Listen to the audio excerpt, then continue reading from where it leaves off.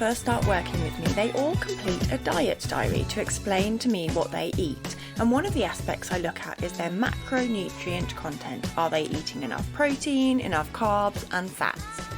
Some people with IBS find protein really difficult to digest, that it just sits heavy in the stomach and leaves them feeling really sluggish. Other people with IBS might find protein their only safe food because there is no fibre in protein. In this episode of the Inside Knowledge podcast, I'll be explaining how much protein you should be eating, how to work that out, and also how to make protein digestion easier so you can enjoy more foods.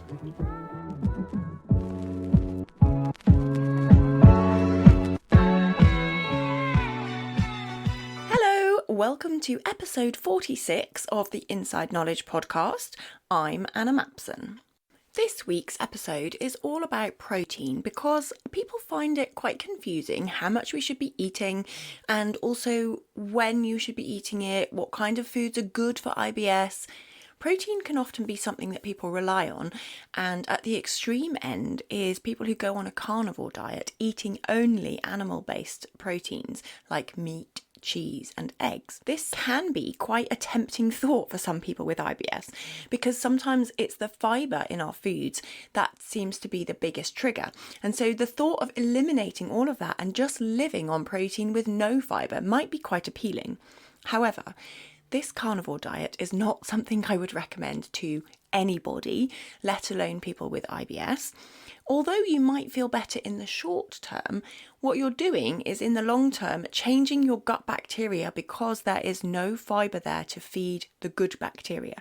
And we rely on that good bacteria for interactions with our immune system, keeping the gut healthy, keeping bowel movements regular, like lots of reasons why we need fibre in our diet. And it's not just about digestion. There are cardio-metabolic reasons. People are less likely to have a stroke, to have heart attack, and less likely to have colon cancer. So lots of reasons why we need fibre in our diets. But I often find as well, some people are not eating enough protein or maybe not eating enough good quality protein.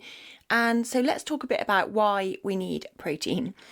If you don't know what key sources of protein are, it includes things like meat, fish, eggs, nuts and seeds, as well as tofu and beans and pulses like lentils, etc. When we eat protein, it is broken down into amino acids, and there are 9 essential amino acids that have to come from our food, so our body cannot make them.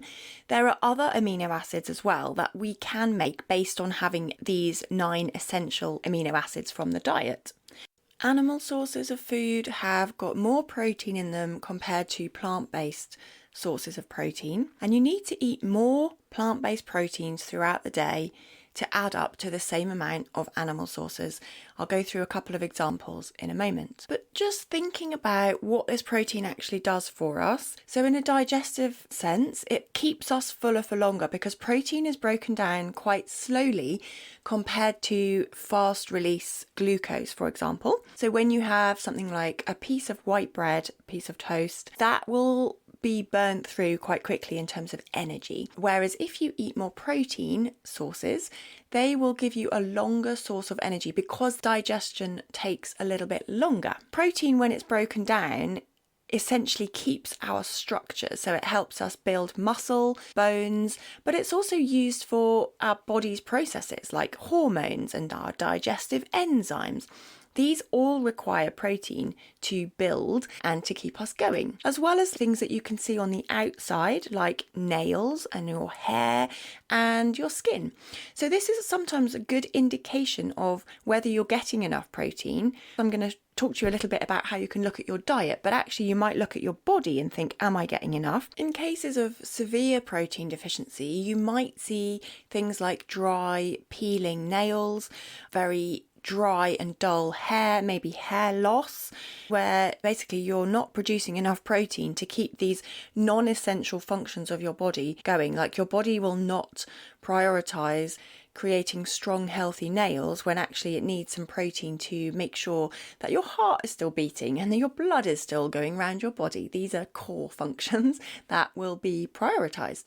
Where people are on a very low energy density diet, like if you are on a very restrictive diet for your IBS and you're not eating enough calories, you may also find that you are deficient in protein, and this can also lead to muscle wastage. So sometimes people are losing weight because they're not eating enough food because of the fear of food. Go back and listen to my episode on ARFID as well if you want more details on that. But one of the consequences of not eating enough energy is muscle wastage. So our body is literally breaking down muscles over time. Now, that is to get energy to keep those core functions going. This is really common in elderly people who don't eat enough protein. And one of the reasons they might not eat enough protein in old age is loss of teeth, and sometimes protein takes a lot to chew. So if you don't have good oral health, it can really impact on your ability to get that first stage of digestion, which is breaking it down with your teeth. And then people end up not eating enough protein, and that can lead to muscle wastage over time. There's been studies to show that an increased protein intake might help with muscle protein synthesis, so that's like the way we're creating muscle, or it just slows down the muscle degradation that comes with inactivity and old age. And finally, another sign that you might not be eating enough protein is that you're hungry a lot. Now, in people who have IBS, sometimes this hunger can be a sensation of like hypersensitivity. I find sometimes with my clients, they say they're hungry all the time, but actually once we get the diet right, the hunger goes away. Even though they're not eating more calories, they're just eating different foods. So sometimes the hunger all the time can be a symptom of IBS, but also hunger may be increased when you're not eating enough protein. And if you're somebody who's looking to lose weight or not to gain any weight, then you may want to make sure that you're getting sufficient protein to manage your appetite and your body needs. If you've got no idea how much your body needs, one way of working this out is looking at an amount of protein per every kilogram of body weight that you have. The minimum amount of protein that we should all be striving for is around 0.75 grams of protein for every kilo of body weight. If you're particularly active or trying to increase your muscle mass, you may need to eat about 1.5 grams of protein for every kilo of body weight. So let's look at some numbers. If you're around 60 kilograms, which is about 9 stone 6, you would need 48 to 90 grams of protein per day. So 48 is at the lower end if you're just eating the maintenance dose of 7.5 grams of protein for every kilo of body weight, and 90 grams of protein per day if you're really active and you're doing a lot of exercise, and that is 1.5 times your body weight in kilograms. Now, if you are in a bigger body, say that you are 70 kilos, which is around 11 stone, then you would need somewhere between 56 and 105 grams of protein per day. So this sounds like a very clear kind of conversion that you can scale up and down. But the problem is if you're in a body that has quite a high amount of body fat compared to your lean muscle mass, this calculation will lead you to have a really unrealistic target for the amount of protein at that upper range. This is because the calculation is based on your lean body mass. This is the things in your body like your organs, your bones, your skin. So it's based on your body except for fat. So if you have a lot of fat on your body, I'm talking like sort of 30% upwards, that is going to skew this protein calculation. So for example, if you were around 96 kilos, which is 15 stone and 1 pound, then you'd need 76 grams at the lower end and 144 grams of protein at the top end. Now, some athletes will be eating 2 grams of protein for every kilo of body weight that they have. Most of my clients and my audience are not in that space, and I'm not really a sports nutritionist, so I don't necessarily recommend people going up to that top range. But just so if you're very into going to the gym and you're bodybuilding and you're really lifting heavy weights, maybe you are going to go even higher than that. So what we need to do is, if you have a percentage of body fat that you think could be skewing these results and making it a little bit unrealistic to eat that much protein in one day, because if you've got to try and get to 200 grams of protein in a day, it's going to be really expensive, because you're going to have to eat a lot of meat and eggs and fish and probably protein shakes in order to hit those targets. Whereas if we base it on your lean body mass, sometimes if you're into losing weight, this might be like your ideal weight goal. It might be just your body weight minus 30%, say. If you don't know how much your body percentage of fat is, you might have to just make some assessments. So all of this should just be taken with a bit of a pinch of salt. The main things that I want to stress is there is this calculation, and this can be helpful in some instances, but at the same time, I also try and guide people to tune into your body and think about your appetite, think about what you need. But where we don't have that sense of what we need, and we don't know if we're eating the right foods or not, sometimes these are good just to give you the right ballpark. You know what you're trying to aim for. So let's look now at what amounts of foods have these protein targets. So say you are trying to get to around 50 grams of protein per day, and that is probably like the minimum that most people should be aiming for. If you are in a much smaller body, maybe you want around 45 grams of protein. Looking at animal foods, like one egg would be somewhere in the range of 4 to 6 grams per egg. So in order to have a good size amount of protein for a meal, you want to have at least 2 eggs, if not 3, to try and make it a little bit more sustaining. With things like beef and chicken, like around 100 grams is going to give you somewhere between 25 and 30 grams of protein. With salmon, 150 grams of salmon would give you 30 grams of protein. So if you're aiming to get 50 grams of protein in a day, you need one meal with a large source of protein. So that could be your lunch with a big piece of meat, chicken, fish, prawns, whatever. And then maybe another meal with a little bit less protein. So something like 3 eggs, maybe some yogurt as well, which is a good source of protein, and 100 grams of like a high protein yogurt like skyr or Greek yogurt could also give you like another 10 grams of protein. And then if we're looking at the vegetarian sources of protein, it's much less for this quantity of food. So for example, 100 grams of peas will give you around 5 grams of protein. With tofu, 100 grams of tofu is somewhere around 12 grams of protein, and you could normally eat 200 grams of tofu in a meal. So you might be getting somewhere up by 20 grams of protein. So that's probably one of your best vegan sources of protein, is to eat a lot of tofu. With beans and pulses, I like to try and explain to people that they're majority starch, like they're really good sources of fiber. And if you imagine they are 4 parts, 3 parts of those are fiber and 1 part will be protein. For example, a cup of lentils might be somewhere in the region of 9 grams of protein. So we're looking like at under 10 grams of protein for your beans and pulses. 1 cup of kidney beans, black beans, again, like 9 grams of protein. And a whole cup of beans is quite a lot. So you might not be able to handle that if you have got IBS. There's really very little protein in fruit. Some protein can be found in whole grains though, particularly brown bread, brown pasta, and you can get pasta that has got increased amounts of proteins.